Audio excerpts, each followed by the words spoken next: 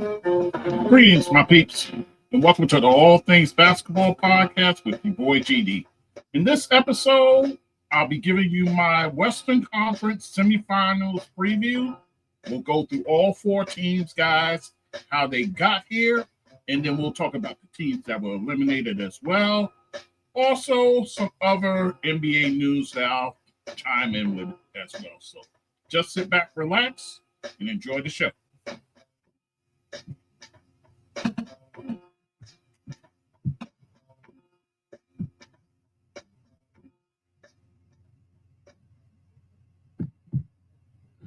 Okay, guys, it's your boy GD back with the All Things Basketball with GD podcast. And guys, we're in the midst of playoffs, and the action is just crazy. So it's been exciting so far. A lot of surprising results and not so surprising. So with all of that said, let us not delay, guys. Let's get into it. So, guys, we have our four teams that's left in the conference semifinals for the West. And we'll start out with the number one seed, the Oklahoma City Thunder. And they'll be going up against the fourth seed, the Denver Nuggets. Now, for the season series, they actually split, guys, two games apiece. So this is a pretty even matchup, guys. So this is how it went down. Oklahoma City, how they got here? They swept. They went and swept the 8th seed, the Memphis Grizzlies, guys. They absolutely embarrassed them. Game one, they won that 131-80. Game two, both of these are in Oklahoma City, by the way. So game two, 118-99. Then they go on to Memphis, where they get the win in game three, kind of close, 114-108. And then the clinching final game, game four, and that was very close. 117-115. And all in all, guys, they averaged nearly 20 points per a winning margin of nearly 20 points. So the two initial blowouts and then the close games in Memphis. So that's how OKC got there. And all their stars shined for that series. Shai Gilgeous-Alexander, Jalen Williams, and the rest played well. Now, how Denver got here, they had to go 7 games, guys, with the LA Clippers. Guys, I thought the Clippers had a chance in this series. I really did, but it seems like the cream rose to the top for the Denver Nuggets. I figured with the tumultuous way that they got rid of Mike Malone, that might have an adverse effect on the team. It doesn't seem so, guys. It seems like David Adelman is pushing all the right buttons right now. So they were able to win this series in 7 games. This is how it shook out, guys. A lot of games I watched, including the first, game 1, and then the clinching game for Denver, game 7. Game 1, that went to overtime, guys, and that was a Denver win, 112-110. I believe Aaron Gordon, he hit the game-winning basket in that one. And then you go to game 2. LA Clippers get that one in Denver, 105-102. So you now go 1-1 heading to LA. LA gets game 3, 117-83, and an absolute blowout. And then Denver rights the ship and gets that game 4 victory, 101-99. Thus heading back to Denver, where they got the win there, 131-115. So they're up 3-2, heading back to LA. And then LA Clippers saved face and got the win on their home floor, 111 to 105, thus setting up the clinching game 7. I watched that. It was kind of close in the beginning, but Denver began to pull away towards the second quarter into the third. And then after that, it was just game over. So Denver wins it 120 to 101. So they get the win in that series, guys. And I tell you what, Denver's looking like peak Denver of a couple of years ago when they won the championship. Again, my only caveat is their bench. I worry about that. But nonetheless, let us talk about the key matchups and then the keys to victory and then my prediction. So, key matchup, guys. Shai Gilgeous-Alexander going up against the likes of I think it could be a switch off between Christian Braun and also Jamal Murray. I think they'll be switching off trying to contain SGA. How well will they do this? We'll see. Oh, by the way, this series is a matchup of the top 2 MVP candidates, guys.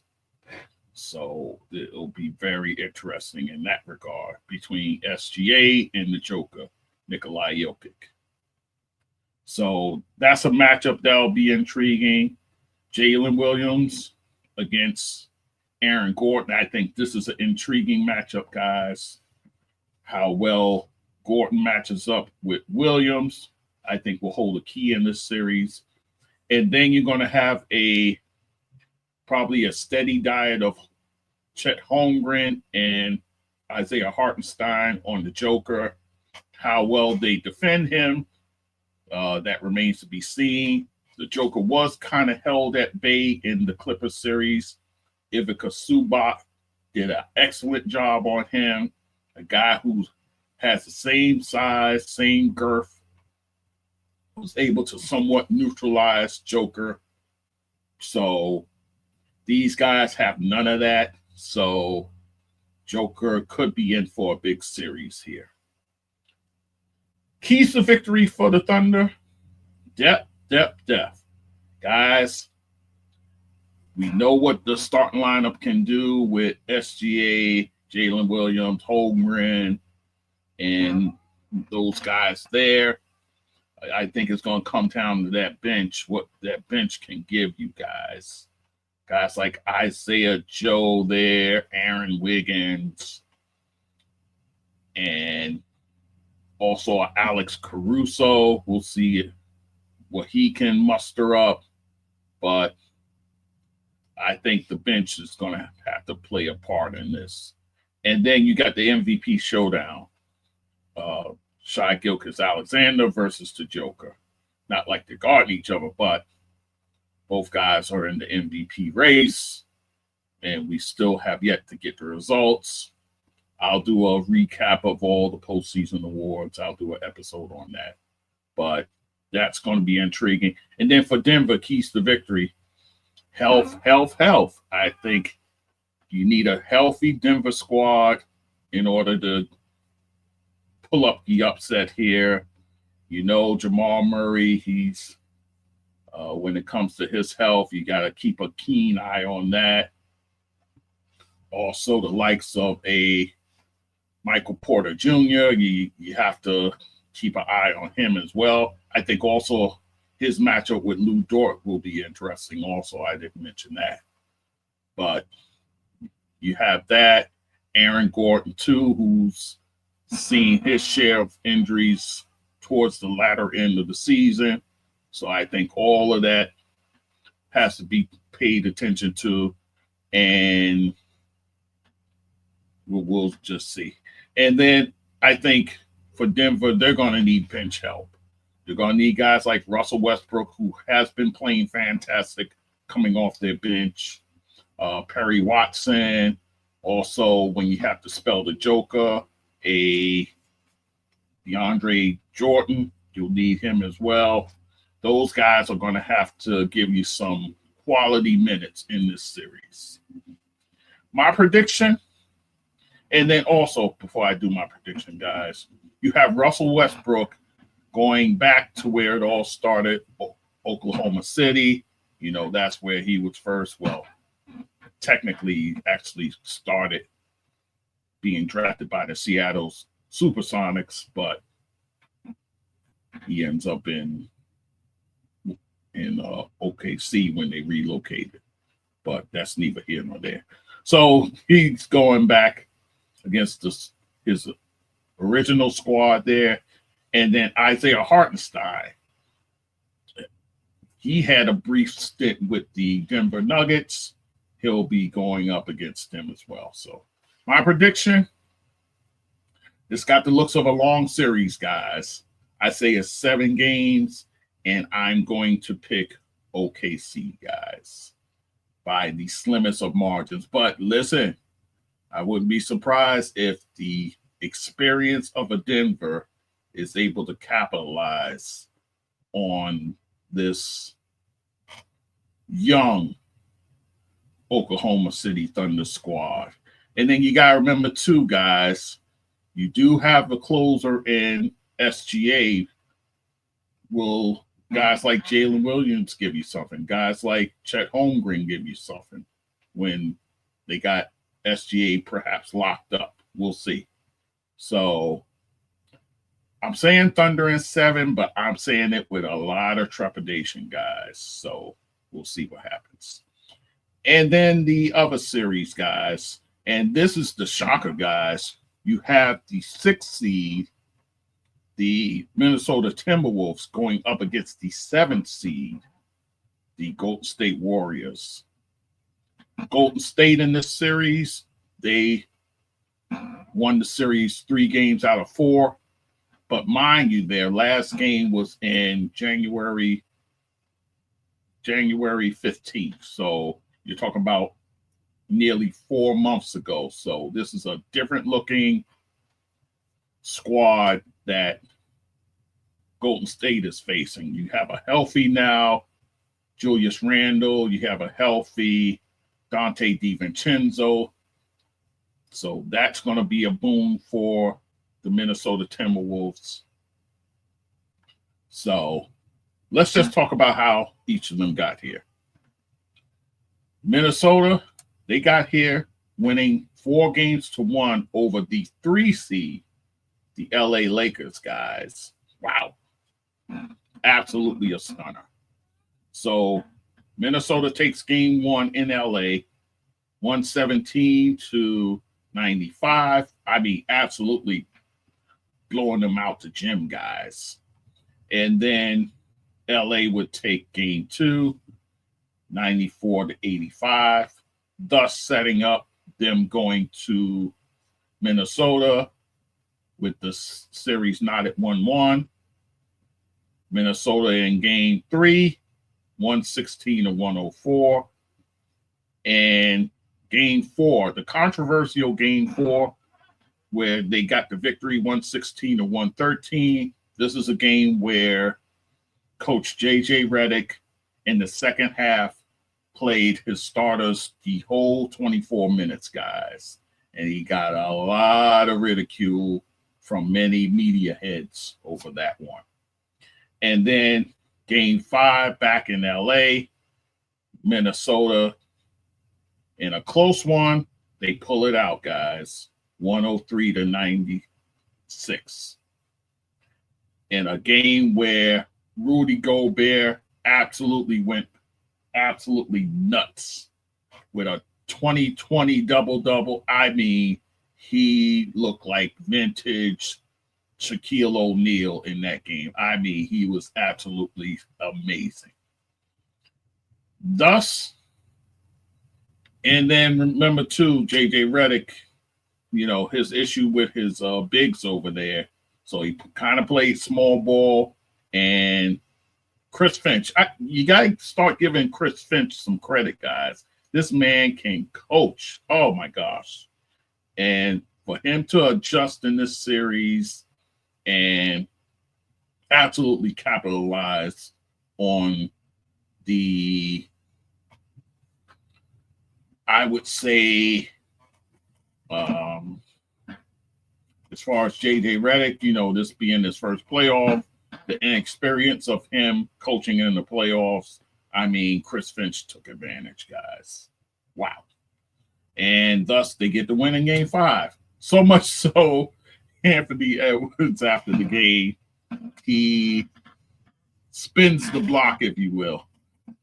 He went right around the crypto center, right around that arena after the game, talking to folks on the street, letting them know, yeah, I smacked your team out of here. This kid, man, he's just too much. But to the victors goes the spoils. So they get the win and they advance. Now, Golden State Warriors, they advanced by going 7 games with the number 2 seed, the Houston Rockets. I actually thought Houston had a chance in this series, guys. I thought everything pointed to them. I did pick it 7 games, but everything pointed to Houston getting that last game at home and perhaps pulling it out, but it wasn't to be, guys. It just wasn't to be. So here's how the series shook out. Golden State takes game 1, and you notice a pattern here, guys, where the team that gets the opening game victory ends up winning the series in all 4 of these series I'm talking about here. So Golden State gets the win in game 1, 95-85, thus setting up game 2 in Houston, where Houston saves face and get the win, 109-94, thus setting the stage to head to the Chase Arena in Golden State, where Golden State gets the win in game 3 and 4, 104-93, and then game 4, 109-106. Thus putting Golden State up 3-1, setting up a game 5 at Houston, where Houston gets the win, 131-116. Your game 6, I ended up watching most of these games, guys, especially 6 and 7. Houston in game 6, they took care of business in Golden State. I was absolutely stunned, but they saved face, 115-107. And then game 7, I really thought they had a chance, guys. But Buddy Hield went nuts, guys. He had 9 threes in that game. And thus, Golden State gets the win, 103-89. So, the Warriors advance and the Timberwolves advance. So, your key matchups, I'd say Anthony Edwards. I think this kid is looking for he's going for it, guys. So I think he's going to go head up with Steph Curry. I think he's going to try and do that. That's the way this kid is built. He has kind of that Michael Jordan way about him, where he wants to, create the challenge, and that would be a challenge for him, that's for sure. So I could see that. But I think this matchup here is the one where people are paying close attention. Rudy Gobert versus Draymond Green. Now, guys, last year, Draymond, in that game where Klay Thompson was still on the squad and there was a bit of a skirmish going on where Rudy Gobert tried and separate Klay Thompson from his teammate. And then that's when Draymond Green comes out of nowhere, puts Rudy Gobert in the headlock, and kind of drags him, thus getting a suspension for that and fine as well. So this matchup here, I tell you what, I think If you take the Rudy Gobert in that game 7 and plop him into this series, I think he has the advantage. Although Draymond Green will try and get the psychological advantage, of course, you know how he does. So we'll see what happens in that regard. And then Jaden McDaniels versus Jimmy Butler. I think this is the matchup that will decide the series for me. I think the player here who has the better games in this series will win this series. So, and Jaden McDaniels is a guy who can D you up, who can lock you up, and playoff Jimmy. What more can we say in that regard? Keys for Minnesota. Hey guys, as a 6th seed, they have the home court advantage. So that's something that I'm sure coming into this they didn't realize, but they have it in this series. So that's definitely an advantage for them. Anthony Edwards, I think he has to be full on in that game 7. He didn't play all that great, guys, although they got the win. I believe he's 5 for 19, not going to get it done. He cannot have those type of games against Golden State. He has to be Anthony Edwards in order for this team to advance. And then Rudy Gobert, I just mentioned. I think he must control the paint. He must control the paint in this series in order for them to get this win. For the Warriors, the keys, can a guy like Buddy Hield stay hot? They now inserted him into the starting lineup, so to get some extra punch, if you will, on offense. But Minnesota has some dogs over there that can lock you up. So it'll be interesting to see if Buddy Hield ends up a starter throughout this series. Playoff Jimmy, he has to have a great series. And mind you, this is another series where you have 2 players going back to their old teams. Jimmy Butler, when he was with the Minnesota Timberwolves, he's facing his old team, and Dante DiVincenzo facing his old squad, the Golden State Warriors. So you have those 2 stories there. So I'm sure both players are going to want to show up and show out. So, but playoff Jimmy has to have a fine series in order for Golden State to win. And Draymond Green, can he stay under control? Knowing that history between him and Gobert, can he keep his cool in this series? And you know the refs will be watching. They know the history between these 2 guys, whether it be verbal or whether it be actual laying on hands that Draymond did. So the refs will be watching this. My prediction, I went back and forth with this, guys. I think I think Minnesota's on something, guys. I think they're on something.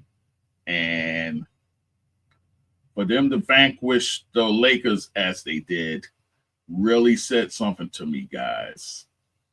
I think in this series, I'm giving them 6 games to take out Golden State. Again, I think this is a team that's ready to show you something. So I'm saying Minnesota in 6, guys. All right, so that is that bit of news. Let us go through the teams that were knocked out and what lies for their future, and then I'll give you some other news. Let's start with Memphis, the first Western team out of the playoffs. Their salary cap for next season stands at $136.4 million. They have a few free agents. Marvin Bagley III, I don't even know how he ended up getting here. I think it was that 3-way deal at the trade deadline. But he's getting $12.5 million, guys. That's coming off the books. Luke Kennard at $9.2 million. His money will be coming off. Whether they bring him back, we'll see. And Santi Aldama. Now, the team has a qualifying offer on him at $5.9 million. I think they re-sign him at that number and possibly give him an extension. He's a valuable piece for that Memphis Grizzlies ball club, especially coming off the bench. He can start in spots for guys like Jaren Jackson Jr. or Zach Edey as well. So I think he comes back and he gets re-signed for bigger money. Now, the big question, do they break up their big three? Ja Morant right now, he has 3 more years left on his deal at $126 million. Do they deal him? Do they say, you know what, Ja Morant, is he worth the trouble? We'll see.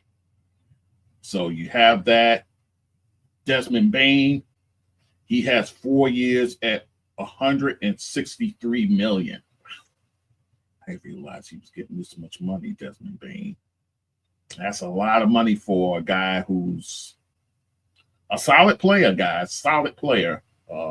Has he made an all-star game yet? No, but it's that. And then Jaren Jackson Jr., will be on the last year of his deal at $23 million. So Memphis has a big question whether to invest full-time in Jaren Jackson Jr. We'll see. And then the coach, Osola,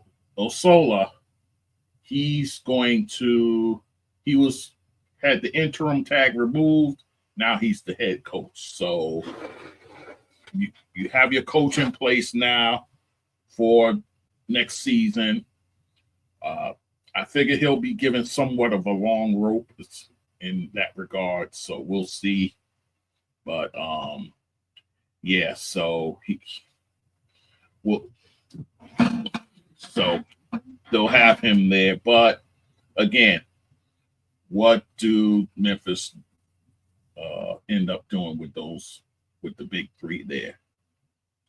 That will be very interesting to see. So we'll see what happens there. The LA Lakers, their salary cap for next year, guys, is $189.2 million. And then for them, they're free agents. LeBron has a player option at $52.6 million. So there's that. Also, Dorian Finney-Smith, he has a player option at $15.3 million. I think he opts in. Also, you have Markieff Morris. He's a free agent. Christian Wood, who we haven't seen him play in eons. Jackson Hayes, the embattled starting center. He's a free agent. Cam Reddish, he'll be a free agent as well. And Alex Len, who they brought in at the deadline, they actually got him off of waivers. He didn't play much for them. So a lot of decisions there. Now, does LeBron stick around in LA? For all intents and purposes, you would think yes, but I don't know if I 100% say yes or no. You would think yes, but the fact that Bronny is still there, he has 3 more years on his deal. So I think it's all up to LeBron. Does he want to continue there and retire as a Laker, or does he want to take his skills elsewhere? But I think wherever he goes, he has to know that he's not that number one guy anymore. I understand. I get it. Look at the numbers as far as what he did this season, but he is not that number one guy, not at the age of 40 plus for next year at least. So there's that. And Luka's conditioning. JJ Redick and his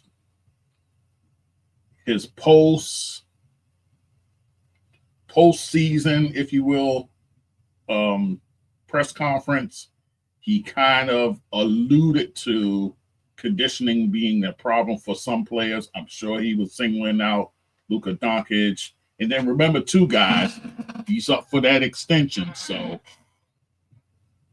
I would say they do the extension with him, but I think they want to see better conditioning from Luka Doncic. Because remember, that was a knock on him coming into LA, because Nico Harris he caught a lot of heat over that, and it turns out he wasn't too far off base as far as that goes. But we'll see what happens there. But I think those are the key things the Lakers will be looking at in this off season. So we'll see what happens with the Lakers. Then moving to the LA Clippers, staying in LA. And as kind of a post-mortem for the LA Clippers, James Harden, man, you talk about somebody in battle after this Game 7 loss. James Harden has lost Game 7s with 4 different teams, a distinction you don't want to have, guys, but he has it. So much so that on the Odd Couple with Rob Parker and Kelvin Washington, they were talking about him being a Hall of Famer, saying that James Harden is in a Hall of Fame because of his postseason failures, which I don't believe you can do that. The man is an MVP in the league. He's led the league in scoring. He's led the league in assists. You're not going to keep him out of the Hall of Fame. I'm sorry. But, yeah, so there's that. But, yeah, so Harden is catching a lot of heat, guys. So, with that said, their salary cap for next season, $174.1 million. They're free agents. And lo and behold, James Harden, he can opt out of his player option. And his number right now is at $36.3 million. So does he opt in or does he go on the free agent market? We'll see. Given his resume, guys, I don't know what he's going to command out there. So we'll see what happens there. Also, Nick Batum has a player option at $14.9 million. I think he opts in. And then you have Ben Simmons. He's a free agent at $1 million. Remember, he got waived by the Nets, so the Clippers were able to get him at that cheap price. Does he come back to LA? We'll see. But that's your free agents, guys. And question is, I know we're talking about James Harden now. Here's what I propose. I may be the only one saying this, but here we go. Let's say James Harden opts out of his player option. He opts out. So now you have Kawhi on the books. I'm going to say this, and I don't think I've heard anyone mention this, but I understand. I heard Lawrence Frank give glowing reviews on the way out about James Harden and about Kawhi Leonard. But I tell you what, guys, if I'm Lawrence Frank, again, I'm the only one saying this, but I'm dealing Kawhi Leonard. I'm striking while the iron is hot. What he did in this postseason here, you're going to get a team to bite. He has 2 years left at $100 million. Will he be healthy for that 2 years at $100 million? Who knows? But you'll get a team to bite, guys. You will get a team out there that will bite. I'll tell you a team that could definitely use him. The Houston Rockets. I'll talk about them in a minute. But you're trying to tell me that and I heard actually Kendrick Perkins talk about this. You're telling me a Jalen Green and possibly a Dylan Brooks for Kawhi Leonard, or a Jalen Green, Jabari Smith, Cam Whitmore, and some draft picks for Kawhi Leonard. You can't do that. I say you got to consider it. you have to consider it if you're LA. You're going to have to retool at some point. So why not go in this route now while Kawhi Leonard's value is very high? So I would deal him. I would deal Kawhi Leonard. I know it's sacrilege.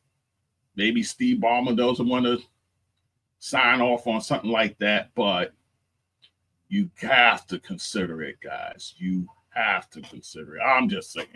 So there's that. And then you're going to have to do a contract extension for Norman Powell. Right now, he's on his last year at $20.4 million. You saw what he did last season, giving you nearly most improved player numbers. If he had the right amount of games, he would have been in the running for that. So you're going to have to do something with Norman Powell. And then Ty Lue, does he want to stay still? You know, he's gone through a few tough game sevens himself in his career. So does he want to hang around? We'll see what happens. But I think this is something that the Clippers should think strongly about, especially if James Harden opts out. I think that's where you kind of build from the bottom and reconstruct. I'm just saying. So there's that. And then the Houston Rockets. Their salary cap, $141.5 million. So they got some room under the cap. There are free agents.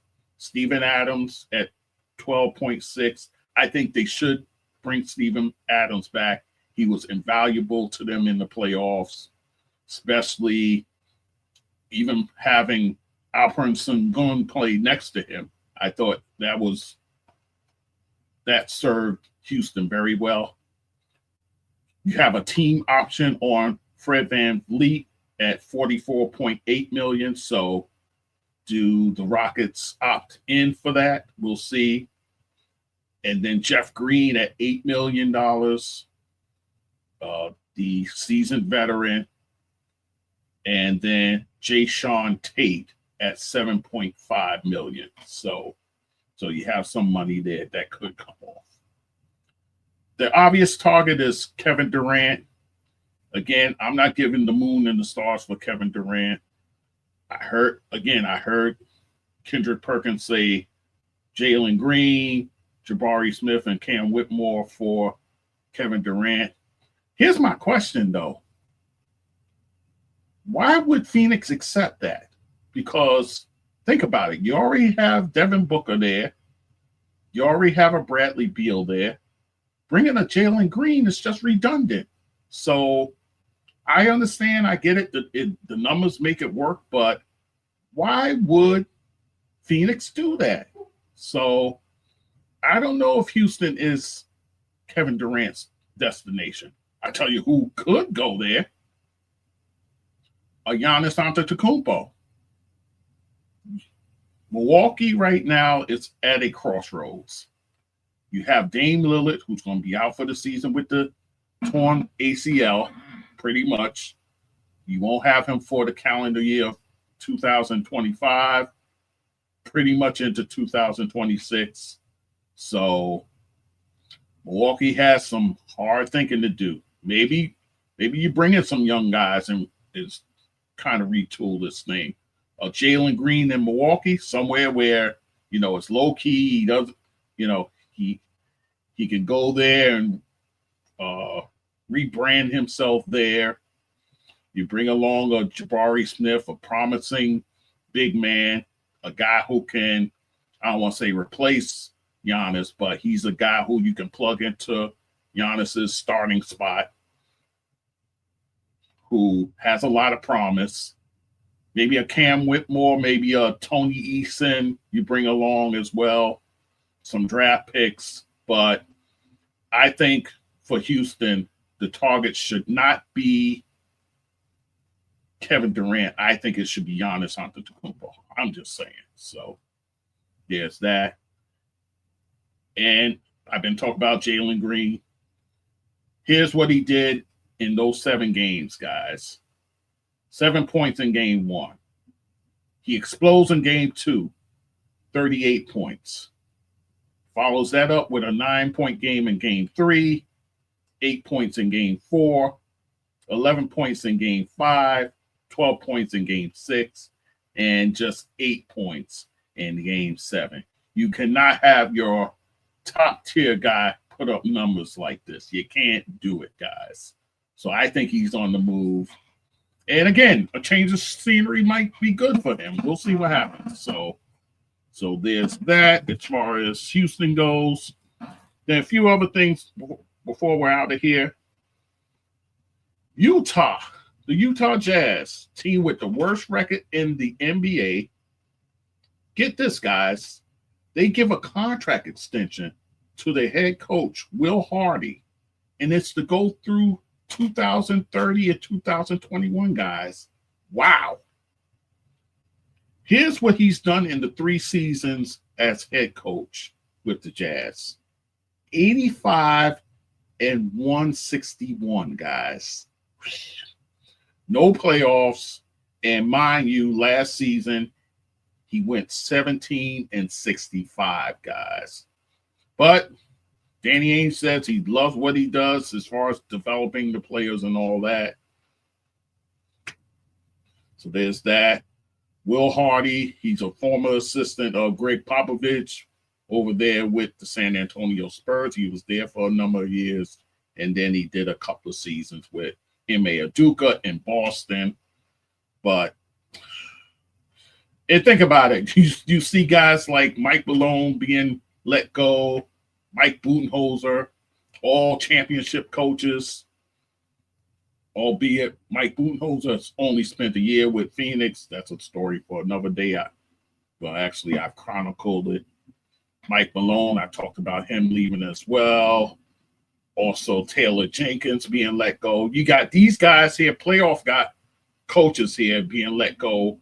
But a guy like Will Hardy, he's given an extension. So make it make sense, guys. I can't do it. So there's that. And then the last piece of business, shout out to Carmelo Anthony, guys.